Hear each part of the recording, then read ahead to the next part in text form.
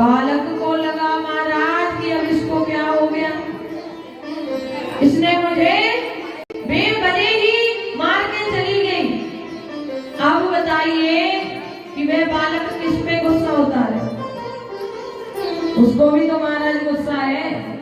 वह बाहर आया और बाहर आकर उसने एक पत्थर उठाया और एक कुत्ता सामने घूम रहा था, उस कुत्ते में पत्थर दे मारा। अब बालक ने कुत्ते को ताड़ दिया। महाराज था कुत्ता किसके पास था? कहा एक सुंदर सी गाड़ी में एक सेठ जी बड़े ही शान से उतरे और उस कुत्ते ने जाके सेठ जी का पांव पकड़ लिया। अब कहानी कहां से शुरू हुई थी बताइए? सेठ जी से ही हुई थी ना। तो जाके आखिरी में उस कुत्ते ने सेठ जी को खा लिया। इसलिए ध्यान देना, हमारे कर्म हमारा पीछा नहीं छोड़ते। इसलिए महाराज कर्म करना जागृत स्थिति में। एक बार एक भक्त गंगा मैया के पास गया और मैया से चिल्ला के कहता है कि माँ तुमने ही पाप बढ़ाए हैं। क्यों? क्योंकि एक पापी व्यक्ति आता है तो मैं स्नान करता है, यहाँ सारे पाप धुल जाता है और वो जाके फिर पाप करता है।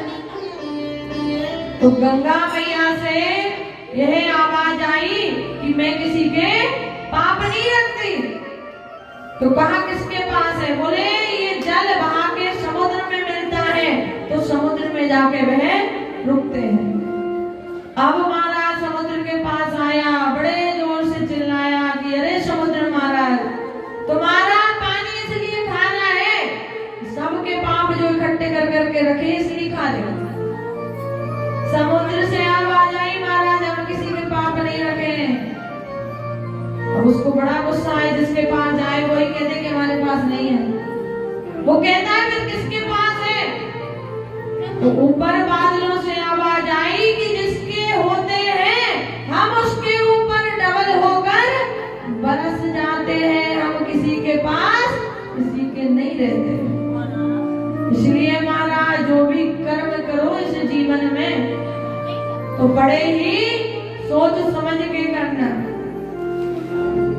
क्योंकि तुलसीदास जी महाराज कहते हैं कि बड़े भाग मानस तनु पावा, बड़े भाग से हमने ये मानव का तन पाया है। और अगर इसको